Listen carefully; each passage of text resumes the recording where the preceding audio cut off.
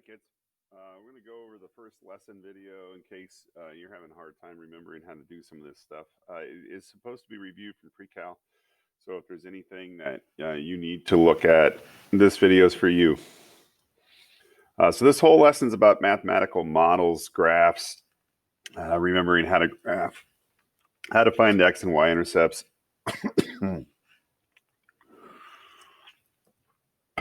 etc. So hopefully this is just a review, but if you need anything, here it is. All right, so first we're going to sketch the graph of an equation, then find intercepts of a graph, test for symmetry. This one is a big one, so we need to look for that. Find points of intersection between two graphs. You've solved systems for quite a while. And then mathematical models, which I'm not going to do an example of here, but it's just word problems. It's applied problems like we've done. So graph of an equation. So when we sketch the graph of some equation, this doesn't matter. This should be a familiar polynomial to you, quadratic. But no matter what this looks like, we can always start with a numerical approach, right? If you have no idea what the graph looks like, it's easy just to make a table, plug in some points, and see. So don't forget that you have that in your back pocket where we can just make a t-table, or if you have technology, put the thing in your graphing calculator and look at it. But generally, depending on the rigor that you're trying to learn calculus, we're not always going to have a graphing calculator. That's part of the point of calculus, is try to discover what some of these things look like. So you could definitely make a table, and you might see some attributes in the table that are helpful. You might notice we have some symmetry here, right? You may recognize this as the vertex. Now, if you didn't notice that in the table and you just started graphing, or maybe we just started with 0 and went 1, 2, 3, 4, 5, sometimes that happens, and then you gotta, once you start plotting the points, you recognize, oh, I need to go back and look at that. The analytic approach is one that I've taught for a long time, but not everybody has had exposure to. You should recognize the parent function. Hopefully you've recognized that this is translated down to. And so we have a general idea of what the parent function would look like, and we know we're going down to. So I have my vertex here just from recognizing the form of the function. Because this is a quadratic, what I'm going to do is use the idea of how quadratic relationships grow. And this is a method called the 1, 3, 5 method. As I go over 1 for x, I'm going up 1. Up because this is positive. If this were negative, I'd be going down. Okay, so as I go over 1 for x, I'm going up 1. That point to spirit. Okay. Then I'm going to go over 1 for x, and I'm going to go up 3. 1, 2, up 3.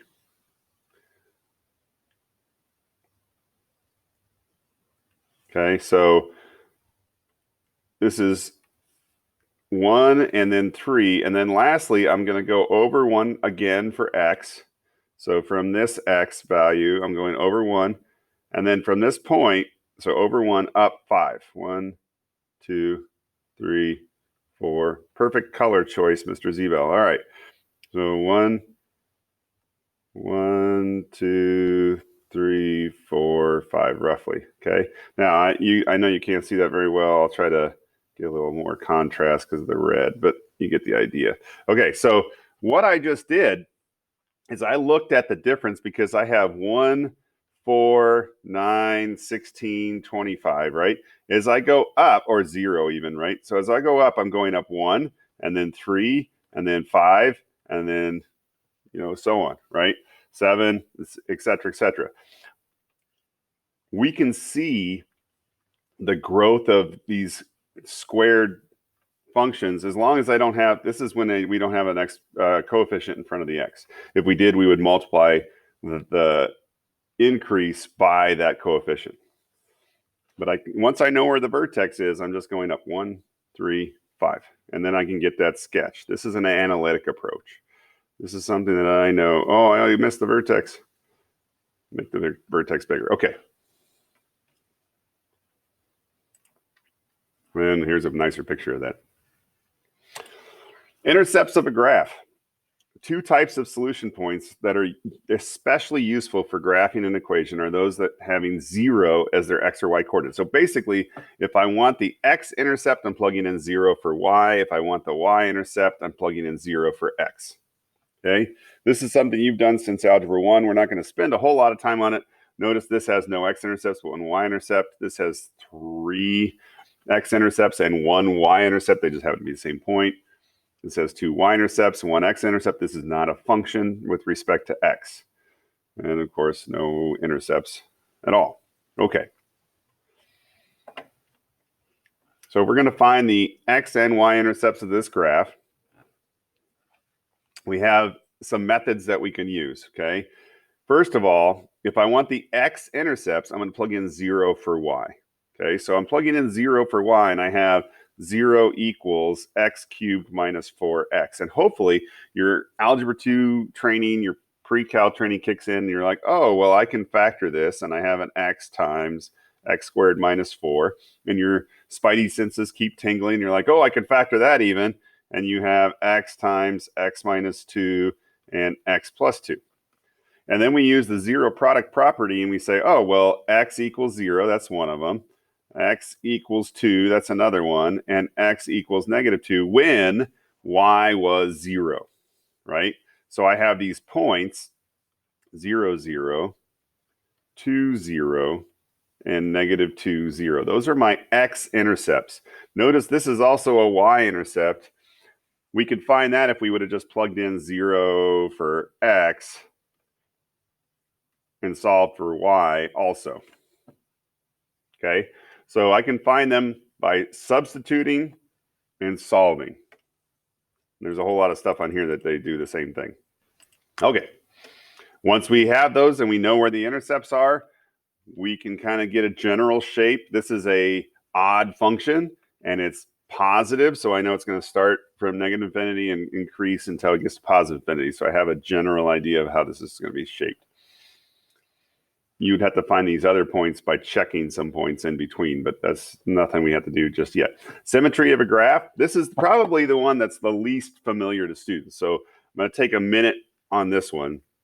Knowing the symmetry of a graph before attempting to sketch is useful because you need only half as many points, right? Like with the quadratic, I knew if I went left or right, I was going up by the same amount. Following 3 types of symmetry can be used to help sketch equations. First, we could be symmetric with respect to the y-axis. And sometimes we'll just say with respect to, okay? So this is like abbreviated. The y-axis. So here's our y-axis. We folded it in half. We're symmetric. We could be symmetric with respect to the x-axis. If we're symmetric with respect to the x-axis, the point xy is the same as the point x negative y, okay? Symmetric with respect to the origin. This is like the graph of the cube root of x or something like that, right? This is something that looks like this. Maybe it's the 5th root of x. We don't know because there's no scale. But there's something like that, right? So I could spin it 180 degrees. I get the same graph back. It's symmetric with respect to the origin. So notice that these are still part of our transformations. Like this is 180 degree rotation when we did back in the day when you had x, y, and you had that arrow notation goes to negative x, negative y, and that's 180 degree rotation. And that was back in geometry. It all comes back. You can't hide from geometry. You can't. It's there. If we go back to the first one, this is x, y, and then become negative xy. And all we're doing is reflecting over the y-axis. This is a reflection. This one is also a reflection reflecting over the x-axis. So all of this geometric notation is still true for functions. So here are some tests that essentially kind of confirm those reflections or rotation. Remember, 180 degree rotation is like 2 reflections anyway. But the graph of the equation in xy is symmetric with respect to the y-axis if replacing x by negative x gives us an equivalent equation. So if f of negative x equals f of x.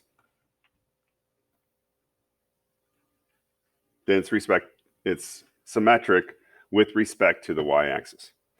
The graph of the equation in x and y is symmetric with respect to the x-axis if replacing x by that says y, kids. Replacing y by negative y yields an equivalent equation. Okay, so what does that look like? That means that f of x, which is y, is equal to the opposite of f of x. The graph of an equation in x or y is symmetric with respect to the origin if replacing x by negative x and y by negative y yields an equivalent equation.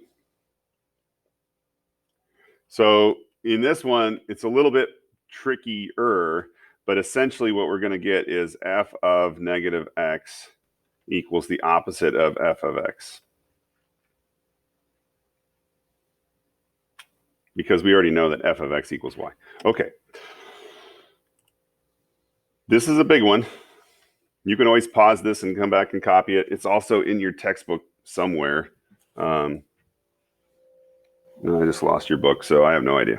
Oh, it's right here. I'll find the page and mention it in a second. Okay, so some symmetry is a big deal, and you're going to be having to test for symmetry, so make sure you know how to do that. I'm not even in the right chapter. This is on page 5 of your textbook. If you have that online textbook, log in and look at it, page 5. Okay. So now we're going to look at this polynomial, and then we can see that this polynomial has symmetry with respect to the y-axis because each term has an even exponent. All right, so 2x to the fourth minus x squared plus 2, like this is like x to the 0, which we don't do anything with, right? But even, this is going to be with respect to the y-axis. Similarly, and by the way, you can check that if we called this like f of x, f of negative x equals 2 times negative x to the fourth minus negative x squared plus 2, and we get back 2x to the fourth minus x squared plus 2. We get back f of x, right? Because we get back what we started with. When we substituted these in, it didn't change anything because we're just squaring or an even power to the negative, right? So here, f of x equals f of negative x. This is also a way to test it. Here we have just odd powers. This is 2x cubed minus x to the first. If the powers are only odd, then we know that we can plug in negative x, replace it, and we get back the opposite of what we started with, right? This is f of x. And when we're here, this is equal to the opposite of f of x.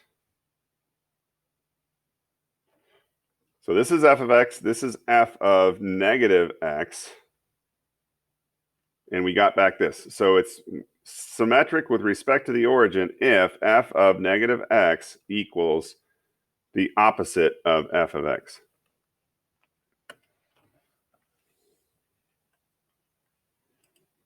Okay. We did not get back the original equation, so it's not symmetric with respect to the y-axis. Okay. And then I think I just showed you that. All right.